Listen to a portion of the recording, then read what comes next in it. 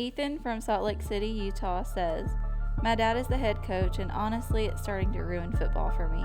If I play well, people say it's because he's my dad. If I mess up, they say I shouldn't even be starting. The worst part is when I go home, football doesn't stop at all. It's film at dinner and criticism after games. I don't know how to fix this." It sounds like I listened to a mental health professional who uses the term failure factory. And it sounds like that's kind of what you're living in, where it feels like no matter where you go or what you do, you're just not good enough. And that's a terrible position to be in, and one that's rough for sure. So, man, I'm sorry you're going through that. Um, when you're the coach's son, a lot of times, and this is goes through all sports, or the coach's daughter, going into volleyball and softball and some of the other sports, or even girls football. It turns into a situation where, because your father or your parental figure is the coach, it's easy that's what he thinks about all the time, right? And so obviously, like, you're one of his players, he's going to talk to you about that, and it's a way of connected. That's how he connects with you, through that, right? And from the coaches, it's important to understand the coach's perspective here, right? Not that they're right, but a lot of times you see in situations, and you see this in sports movies and stuff, as cliches as it sounds, it's true. Like, they aren't saying that because they don't believe in you and they think you're the worst player, but it's because you're their son, right? They want you, or you're their son or daughter. They want you to be the best that there is, not for a lot of times, hopefully not for a selfish sake, but because they see a lot of potential in you. And so sometimes it feels like they can help you achieve that by giving you advice off the field. And where that gets dangerous is in situations like yours, where it's like, okay, well, I don't feel like you're ever proud of me because you're constantly telling me how to get better off the field at dinner. I can't have dinner with my dad without football coming up. And I mean, that's a terrible situation to be in, but it's one that births a lot of opportunity for you to have a really honest conversation with your dad. And if you can sit down and have a really honest conversation with him, where you can just be honest and be like, man, I love football, and honestly, I want to love that you're my coach. But right now, I'm feeling very discouraged because I can't win on the field and I can't win at home. And I miss my dad, right? And those are all super vulnerable statements to say. And the cool thing about those statements is they're all I statements. That's how you feel. We're not going to our dad and being like, you only come at me and you, no, because you can't control them. And ultimately, no matter what you do, you can't control your father, but what you can do is tell him how you feel. And Whether he takes that advice, not the advice, whether he takes that well or not is not up to you.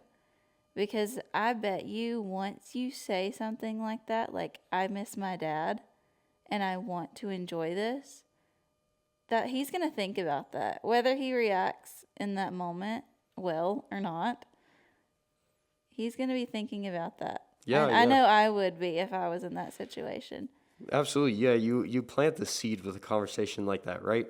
And so depending on, some people they struggle a lot with dealing with a vulnerable conversation with that.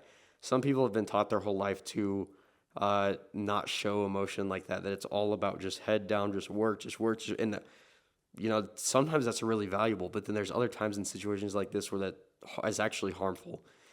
And so he may, in that moment, get frustrated and be like, well, I'm trying to help you get better, and that's why I'm having these conversations with you. It's not because I'm trying to make you feel like a failure. It's because I want you to be, and that's fine. And you got to remember, that's his perspective on the situation. And his answer to that question doesn't make him wrong. That's his perspective. But what that conversation will do, at the very least, will plant a seed, and it'll be in his mind. At least now he knows that.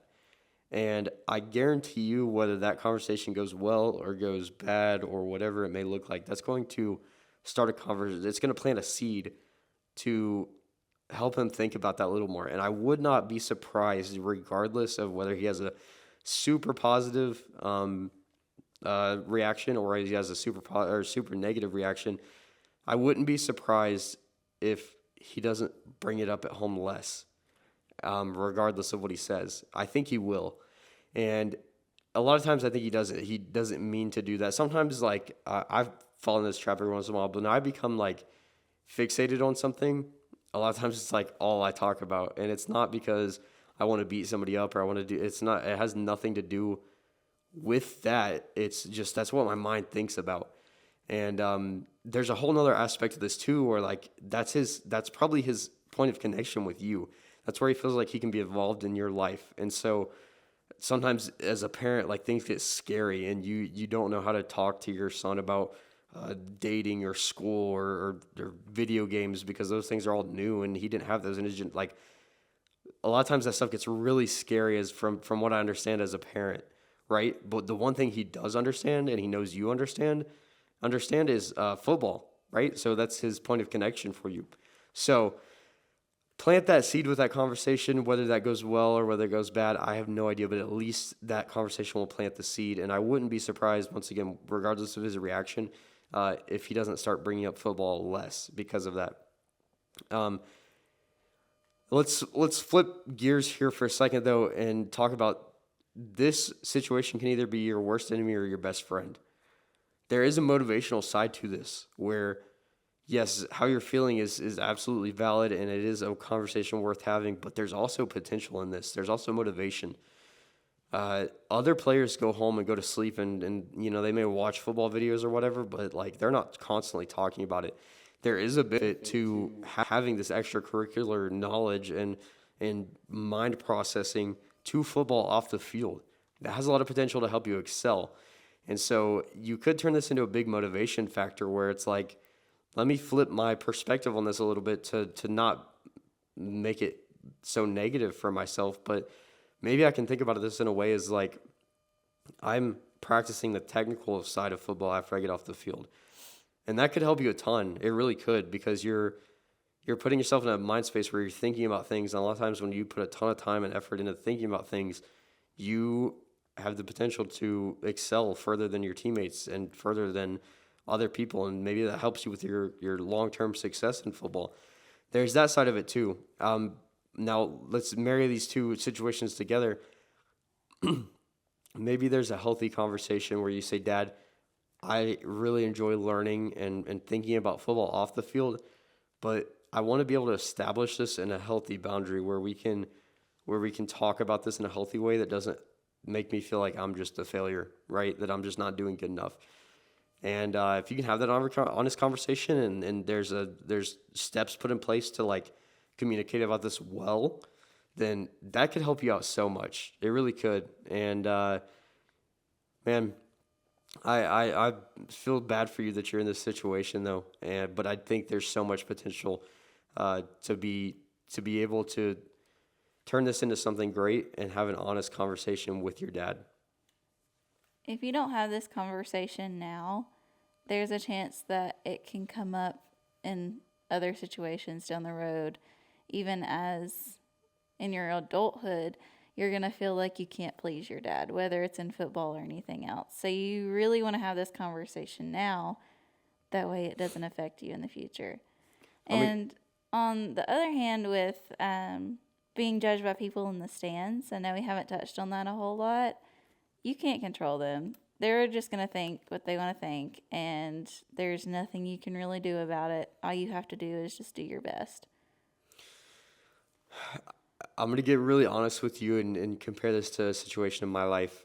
I think looking back, there were so many times in my life where I could have really had honest conversations with my dad, and it really would have helped our relationship a lot. And I never really realized that until I grew older and I got out of the house and I got away. And man, there's so many times now that I think it's probably a weekly basis, right? Where I look back and I'm like, man, I wish I would have just been more honest, and I wish I would have put more effort into having a good relationship with my father. And my father's amazing. I had a great relationship with him, but it could have been so much better. But there were so many times I got into this hole of like, I don't want him to see that side of me because I want to make him proud, and that's true. I think a lot of sons struggle with that, but there's also a side of it of, man, maybe your father can be proud of you because you have the courage to be vulnerable. And I just, man, my hesitation, my big takeaway for you would be, don't let something drive a wedge in between you and your father's relationship that's over something, not that it's not serious, but over something that could just be one conversation away from fixing. And so, man, sit down with your dad and look him in the eyes and just be like, I miss my dad. And that may be so awkward. I'm not questioning that. That may be so awkward. I absolutely, honestly anticipate it being awkward. But what I also anticipate is that a conversation coming out of that will be so valuable that you're not going to regret having that initial conversation. Because at the end of the day, and assuming that you guys have a really great relationship, he cares for you and he loves you, and what he's trying to do is make you better and help you get better, and that's his way of, that's how he thinks he can achieve it, right? And at the end of the day, you love and respect your father, and you probably think he's a great coach. You probably think he's the best coach in the world, and that's amazing. But you're frustrated right now. So let's sit down. Let's be two mature adults and have a really honest conversation about that, and one that's healthy, one that remember, we're not throwing you statements. We're not. When you get in a situation like this, there is no such thing as you or you or you. Like, it's I. This is how I feel. This is what I'm struggling with. The thing that I'm believing right now is that you just think I'm the worst in the world, and I'm a failure on the field, and then I'm a failure off the field. And I think when he hears that, I wouldn't be surprised if he shifts some things around. And so have that honest conversation. Man, I know it's going to be awkward, but I think what's going to come from that is going to be so valuable. So I encourage you with all of my heart, man. Let's do that, and I think you're going to be very pleased with what comes out of that situation. But you got this, bro.